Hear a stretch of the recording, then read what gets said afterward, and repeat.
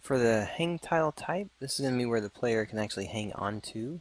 If you go to the default tile set and then down to the hang option here, there'll be 4 of them inside of here. There's going to be the bottom, left, right, and top.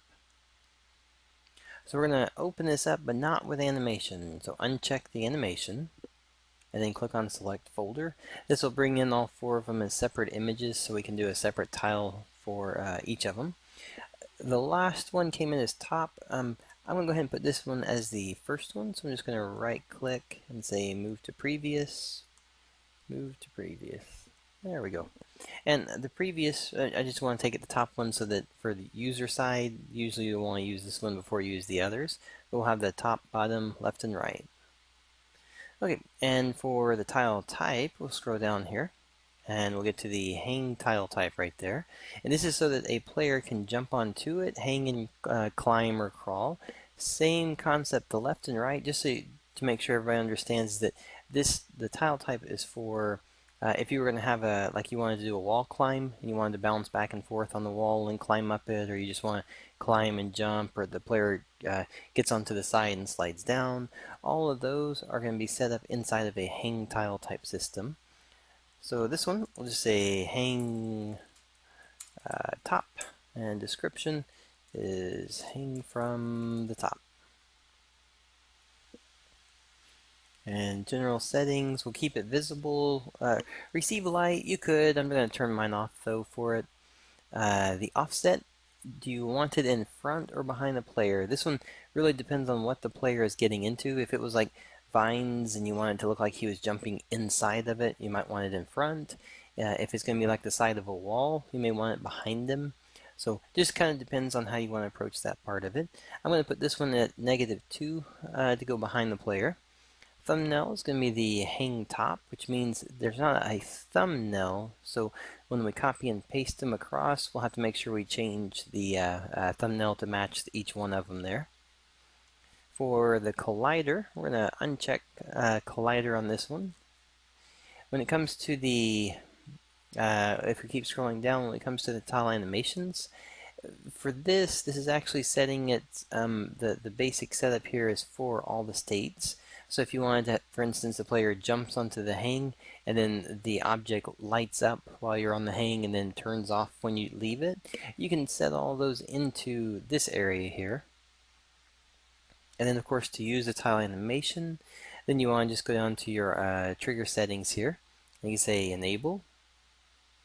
And then on the trigger options, the position, rotation, scale for it, this side of it, just as a kind of a reminder for it, is that when you're jumping, say for instance your player is jumping up, when your player or an object reaches the box for the trigger state, it's going to be triggering it to say move up to this top, up to the portion where you're saying the connecting point is.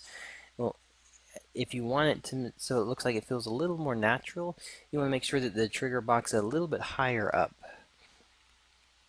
So we're going to take the scale bottom, and I'm actually going to take it to 0, which means the trigger box itself is basically going to be that size right there. Alright, and you can show it in editor if you want to see it, just as a reminder that the box itself is different. It's not going to be the same when it comes to the trigger state of it. Alright, if you go down to the very bottom, you'll have the options for different type of hang methods. So the hang type, we're going to say hang from top, so this is the top. The hang direction, now here's going to be what direction can you move. If I'm hanging from the top, I want to move left and right. If you want to move left only or right only, you could also lock it. The hang options, if you want to have it where it's guaranteed every player can jump on it and move, you can override the player controls. And that way all players can drop from the hang, can jump from the hang. And also the button reset, what this means is that when you jump, so if I'm on here on a hang and I'm jumping up, as long as I'm holding my button down from the jump, I'll go right past it. If I let go of the button, I'll go back to a grab. Alright, and then hang speed, we have our speed set for 1824. There's an auto slide, so for instance the walls, if you have a wall and you want them to jump to a wall, and then start sliding up or down the wall. You can have it set for those. All right, the slide delay means that I might jump to a wall and give them 5 seconds, and then they start sliding down.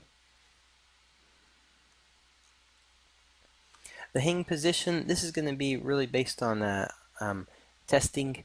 So usually what you do is the hang object position is saying where in terms of up and down. So this is 2 and 0. So we're saying left and right, where do we want it? And then up and down, where do we want it to be? And it's basic. Think of it as the offset point, or just the transform point for the object. Connect time. This is now, instead of being our standard default time multiplier of just 0.1 for a tenth, this is actually 100th of a second. So it's going to allow you to do a little bit quicker of a snap, and or a little more precision for it in case you need it. The jump setup. This is going to just say again, how high can you jump from the hang that you're jumping on, and then the speed which you can jump upwards from, being multiplied into it. And then the last thing, your jump speeds. So currently we're setting default to 18, which matches the move speed right there. Alright, so those are the basic setup pieces for the hang. And then what I'm going to do is just go through the bottom left and right, and then just simply apply the different values to line up with them. But other than that, all of those will be the same in terms of the content and how they work.